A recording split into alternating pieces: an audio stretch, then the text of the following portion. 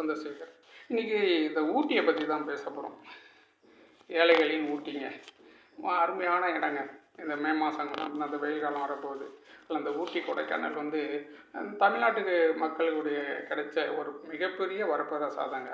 இது கோயம்புத்தூர் கலெக்டர் அந்த 1824 கோயம்புத்தூர் கலெக்டராக இருந்த ஜான் ஜல்லிவான் அவர் தான் வந்து இதை உருவாக்குனார். அந்த ஊட்டிங்கிற ஒரு இடத்த கண்டுபிடிச்சி, சரி இப்படி ஒரு இடத்த வந்து உருவாக்கலான்னு சொல்லிட்டு உருவாக்கி காப்பி தோட்டம், டீ தோட்டம், அப்படி வந்து ஒரு காப்பி தோட்டமாக ஃபுல்லாக அந்த ஊட்டி ஃபுல்லாகவே காப்பி தோட்டம், சில கார்டெல்லாம் அமைச்சு, ஏரியும் அங்கே ஒரு ஏரி ஒன்று வெட்டி அந்த அளவுக்கு நல்லா தயார் பண்ணாருங்க.